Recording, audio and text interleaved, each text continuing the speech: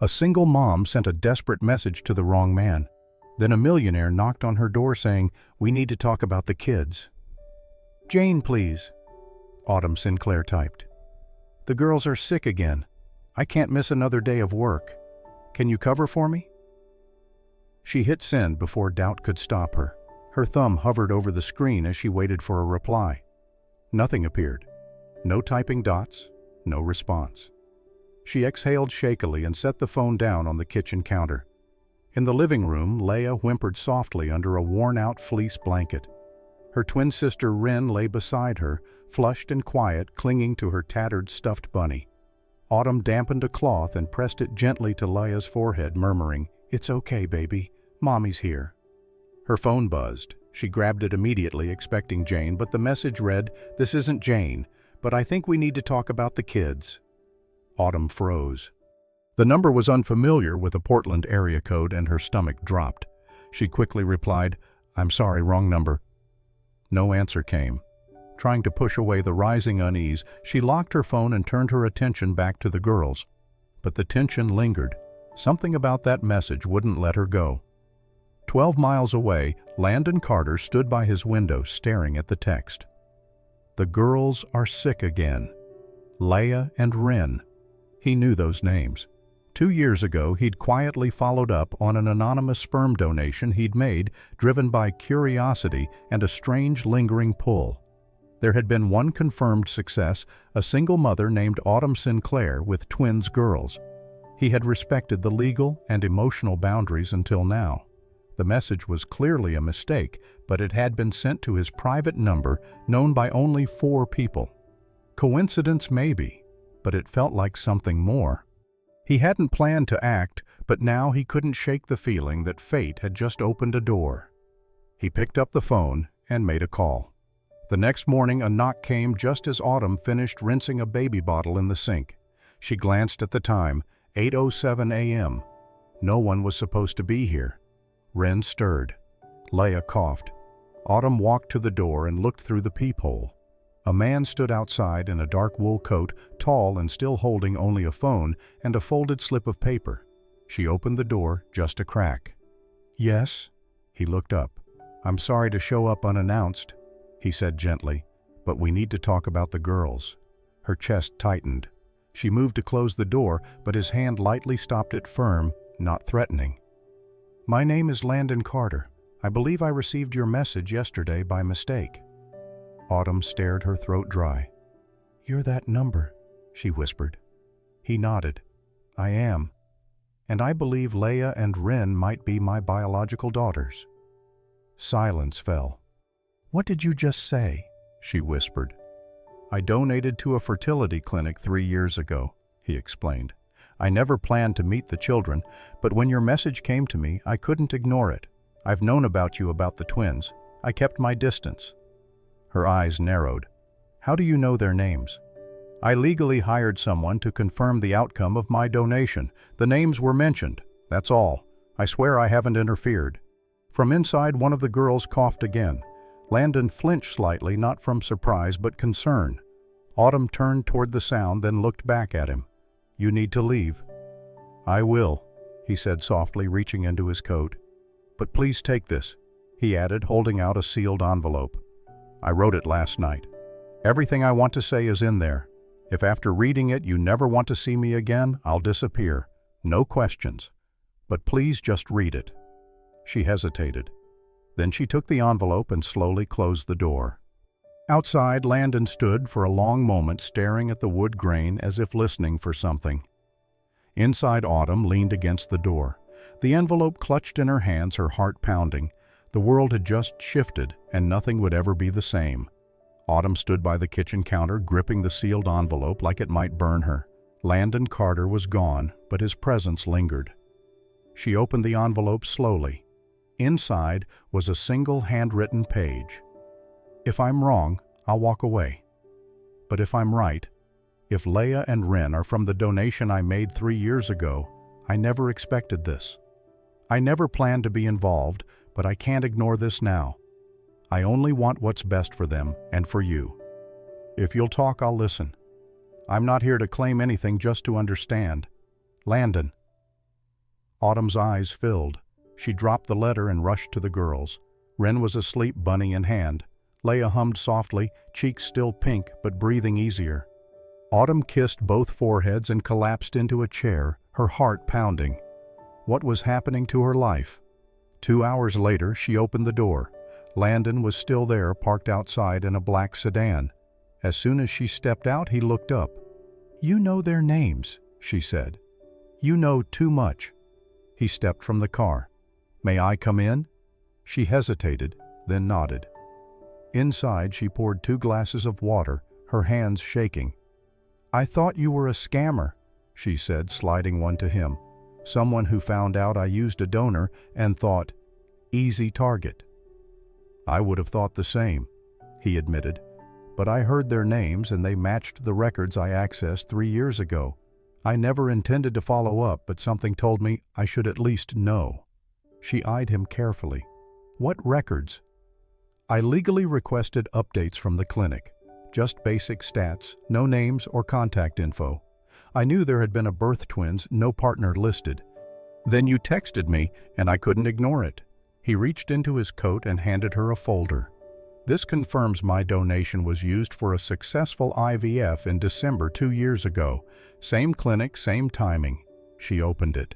Dates, donor number, clinic, stamp, it all matched. "I was 1175B, he said softly.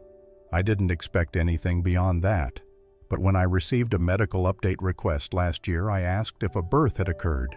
Tears stung her eyes. "I picked that profile because it said the donor liked classical music. Volunteered with kids," she whispered. "I wanted kindness in their blood." Silence. Then she broke. "I didn't plan to be alone. I didn't plan to be broke." Landon said nothing, letting her speak. "I was with someone for 6 years. We were going to get married. Then he left. Said he didn't want kids. A month later, I was told I had low ovarian reserve. 1 year, maybe less, if I ever wanted children." She looked away. "I thought I'd meet someone else. But time passed and I just couldn't wait. I wanted to be a mom." Landon's voice was low. "That's not something to apologize for. I wasn't giving up on love. I just chose the kind that couldn't leave." She swallowed. "Then my father's company collapsed. Fraud scandal. Everything gone. Money, reputation.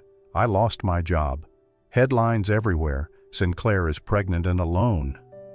No one would hire me. I left the city. I've been raising them myself since then. Gig work, temp jobs, just surviving." Landon gripped his glass tighter. "I didn't know any of that." "Why would you?" she said, bitterness in her voice.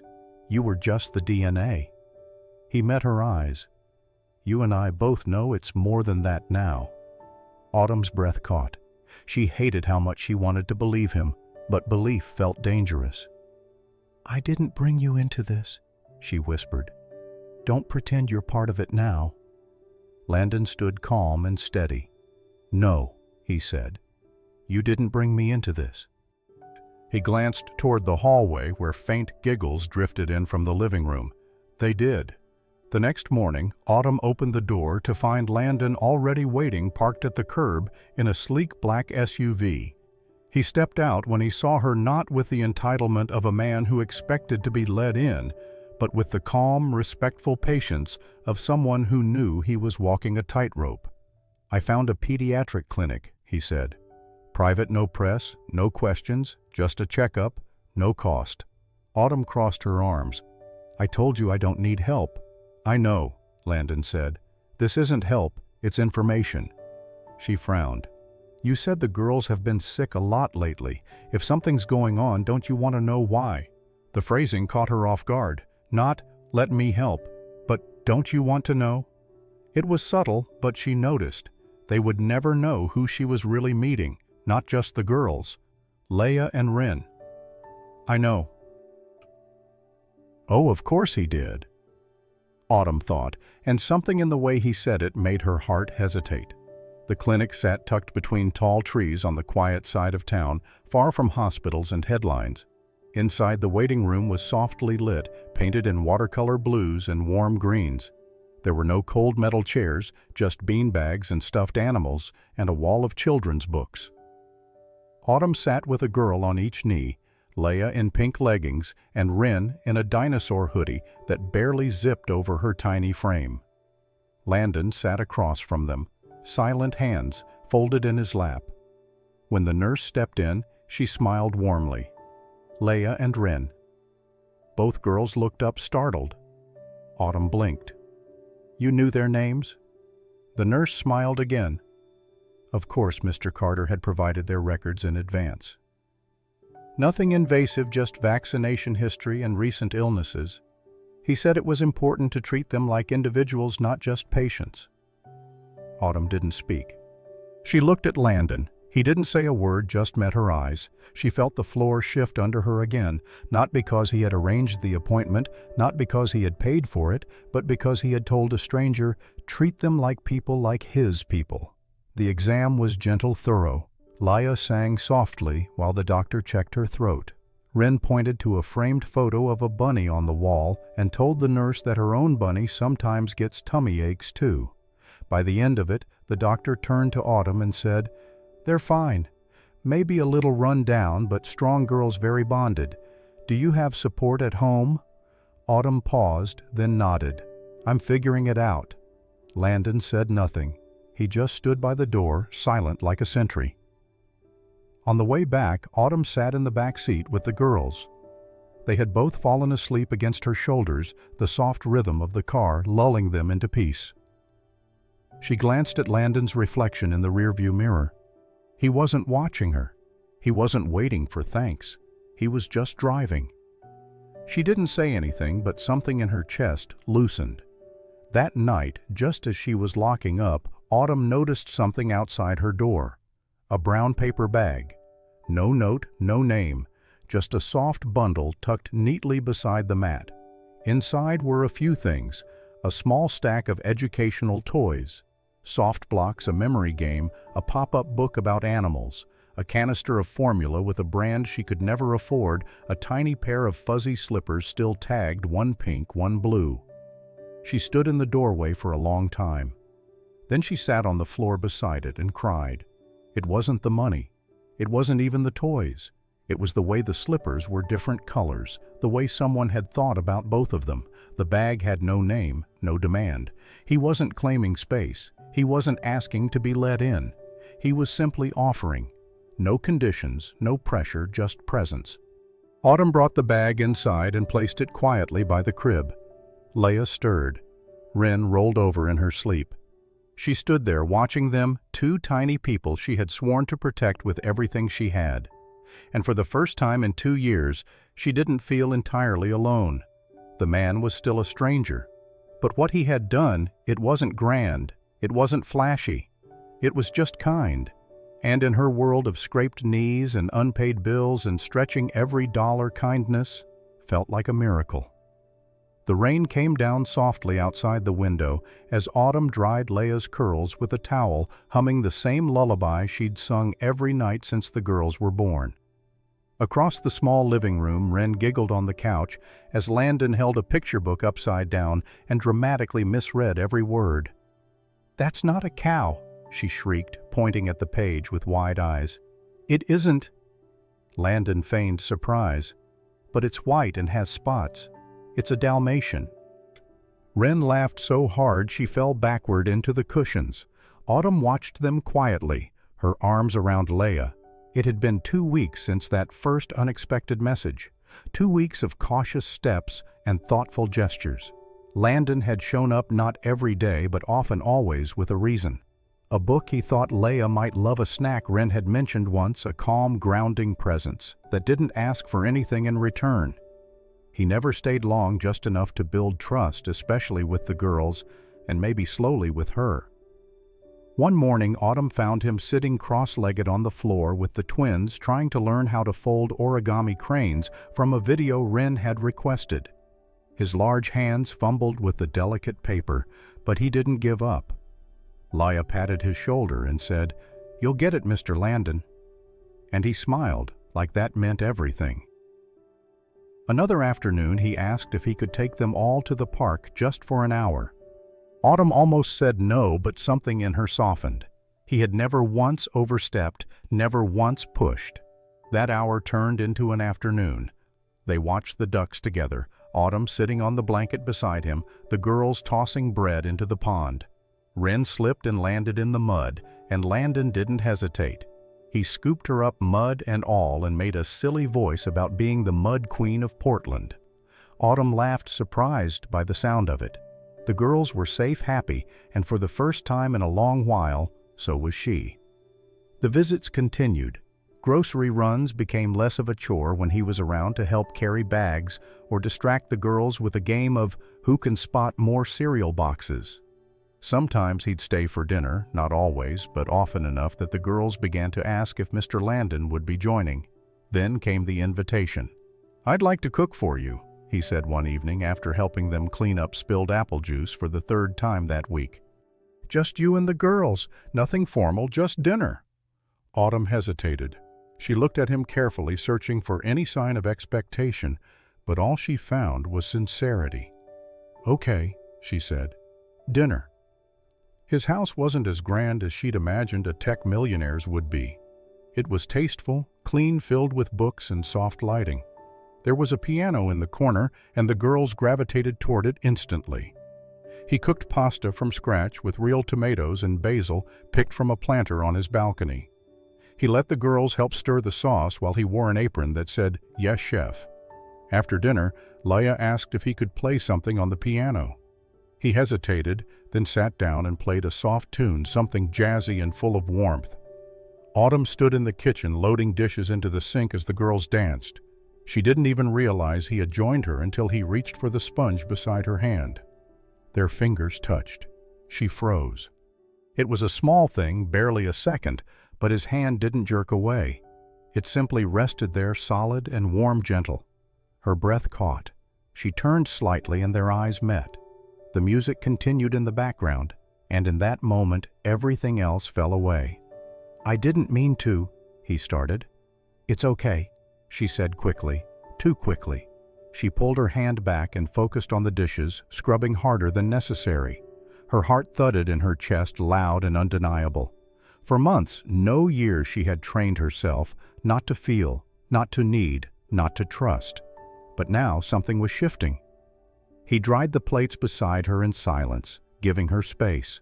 Later, when the girls were buckled into their car seats, sleepily clutching their stuffed animals, Autumn turned to him on the porch. "They had a good time," she said. "I'm glad," Landon replied. His voice was low, not trying to fill the silence, just existing in it. Autumn looked at him.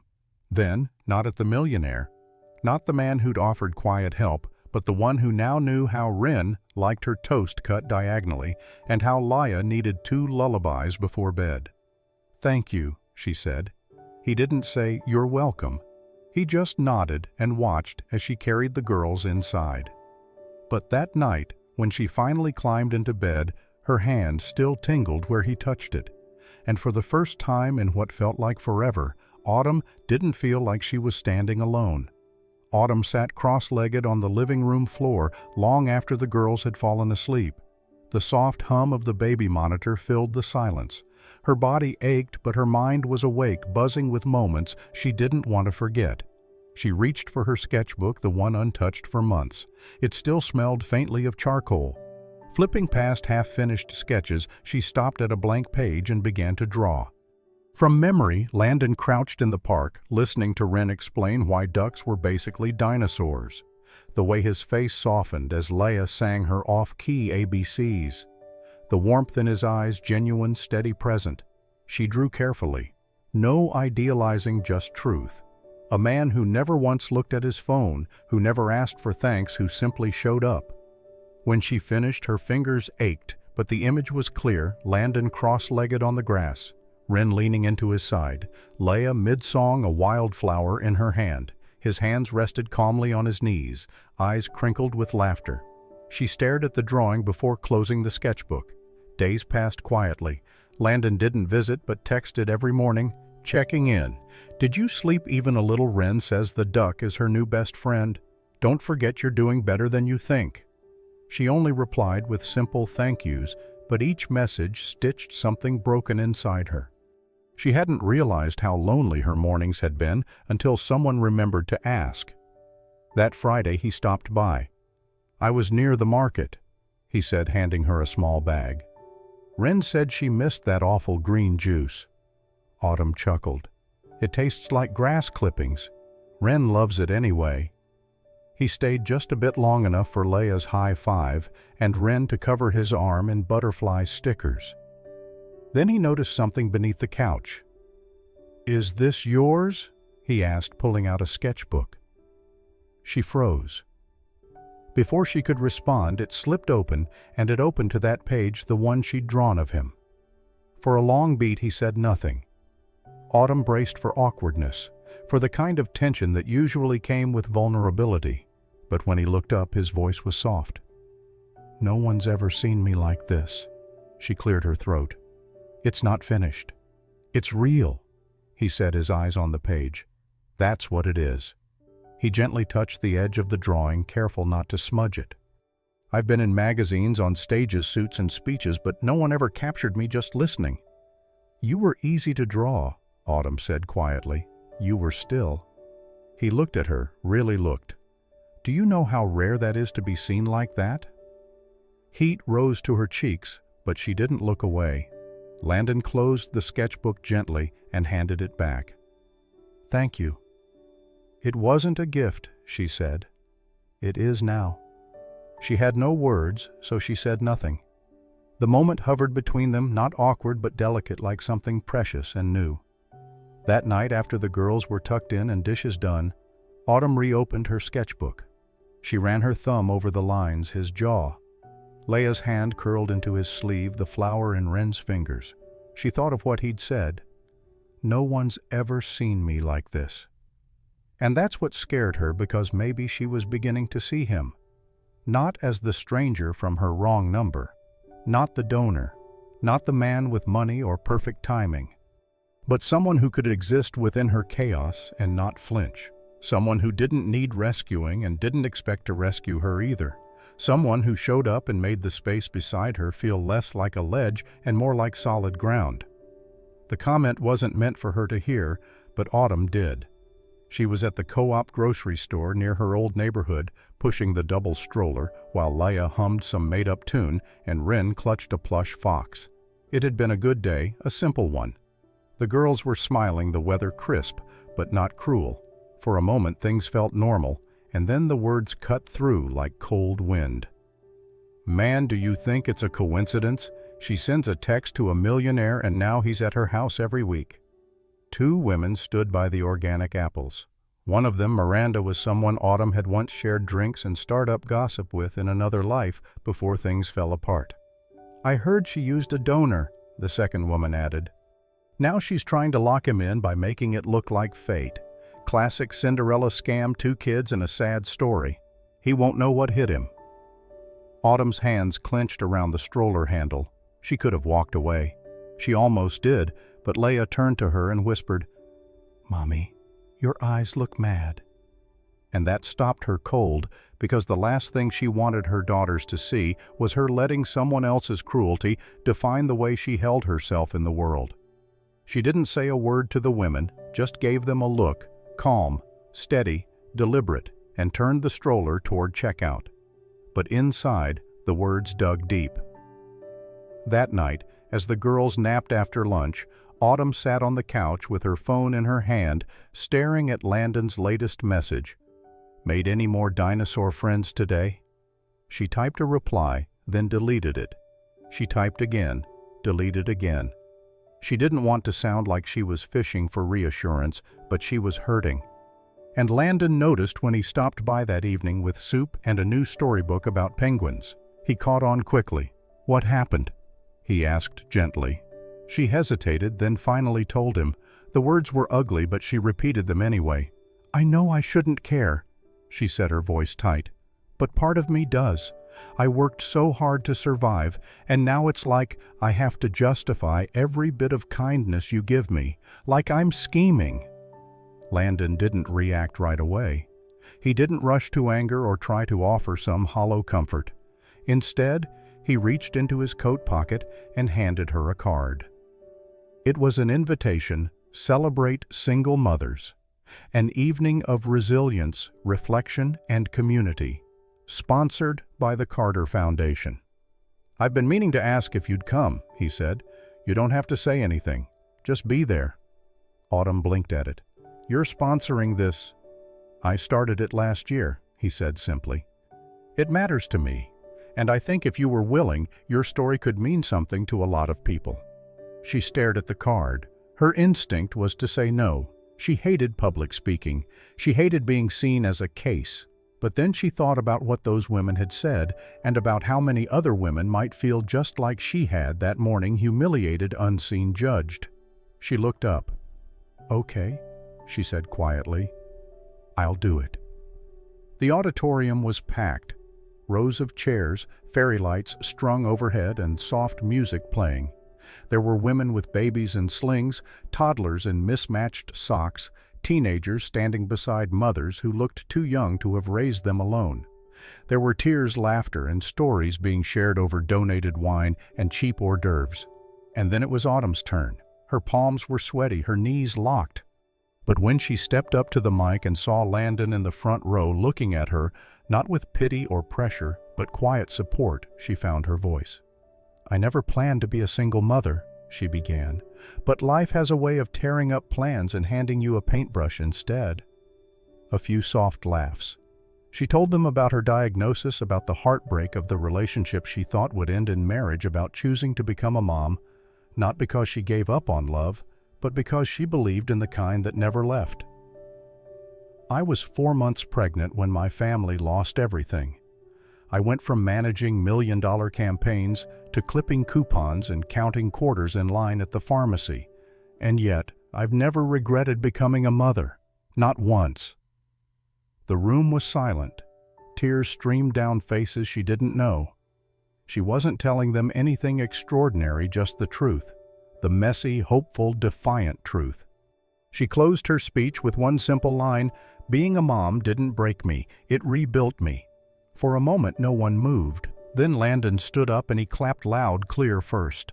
The sound echoed across the room like a rising tide. One by one, others joined. Soon the whole auditorium was on its feet.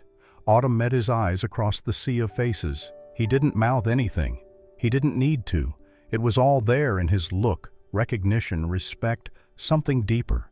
Not just for the mother she had become, but for the woman she always was. 6 months later, the house was still a little too small and the backyard a little too wild. But Autumn wouldn't have changed a single thing. They had moved in mid-spring to a modest craftsman cottage with faded blue shutters and a creaky porch swing that Landon swore he would fix but never did. The garden out back was messy and overgrown, full of potential and dandelions just like their lives. Ryn was curled up under the rose bush that afternoon, whispering to the neighbor's tabby cat and insisting she was learning to speak cat. Leia was at the picnic table, covered in finger paint, drawing a rainbow with shoes. "Because rainbows walk to the sky," she explained. Inside, Landon was in his home office, sleeves rolled up deep, in a video call with a pediatric research team. He worked from home now 3 days a week and never missed dinner. Autumn stood by the window, watching all of it with quiet wonder. It wasn't glamorous. It wasn't perfect, but it was home. Her online art shop was doing better than she'd hoped. Not wildly successful, but steady. Every few days, a new order would come in for a hand-drawn family portrait, a nursery mural sketch, or her favorite custom memory collages made from people's stories. But today she wasn't drawing for clients. Today she was drawing for herself. In her lap was a new sketchbook. On the page, she was working on a piece she had only imagined before. It showed 4 figures in a garden: Leia chasing a butterfly, Ryn petting a cat, Landon reading on a blanket, and Autumn laughing with her head tilted back barefoot in the grass. No masks, no worry lines, just joy. That night, under soft golden light strung across the backyard fence, they ate dinner on a blanket with plastic plates and too many napkins. Leia told a long, winding story about how worms were actually secret superheroes. Wren meowed her agreement. Autumn leaned back against Landon's shoulder, sipping warm cider as the girls played nearby. "Do you remember," she said softly, "that night I sent you that text by accident?" He smiled. "Hard to forget." "I was so scared," she admitted. "Not just about the girls being sick, but about everything. I thought I had ruined our lives." "You saved them," he said. She shook her head. "I thought being a single mom would mean giving up on love, that I was choosing one thing forever, that you couldn't have both." He turned to her eyes steady. "And now?" She exhaled. "Now I know I wasn't giving up on love. I was trusting the first kind of love I ever felt. The strongest one, the love between a mother and her children.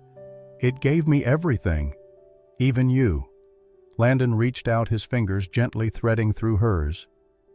"You know what I think," he said. She tilted her head toward him. "I think love was never about choosing one thing over another. I think love is the thing that chooses us when we're finally ready for it." She blinked against the warmth in her chest. "That's cheesy." He grinned. "But true." Autumn rested her head against him, listening to the girls' laughter echo into the night. This wasn't how she had pictured her life 5 years ago. It was better because everything they had now, every hard-won smile, every quiet night, every soft word they had earned with courage, with grace, with hearts that refused to stay closed forever. She looked at him, this man who had once been a stranger with a business card, now brushing spaghetti sauce from Wren's cheek without flinching. He had killed men and women, he claimed, but she thought he did it for the better men and women who had not. He had never asked to be a father, but he had chosen to stay, and that choice had made all the difference. "I love you," she whispered. Landon smiled. "Good, because this is just the beginning." And as the light swayed above them and two small girls argued over who got the last piece of garlic bread, Autumn felt something she hadn't felt in years. Safe. Not everyone born a father learns how to love like one. And not every woman who carries a child becomes a mother in the truest sense. But when two hearts that have known pain find the courage to stay open, family is no longer something you build. It's something that finds you. And sometimes it all begins with the wrong text message sent at the exact right time. Sometimes the wrong number leads to the right story. Sometimes love doesn't knock, it sends a text that changes everything. If Autumn and Landon's journey moved something in you, if it reminded you that family can be chosen, that love can arrive when we least expect, then don't keep that feeling to yourself. Tap the heart button to show your love. Share this story with someone who needs to believe in second chances. And subscribe to Soul Stirring Stories for more tales that don't just entertain but remind us of what matters most. Until next time, keep your heart open, because the next message you receive just might change your life.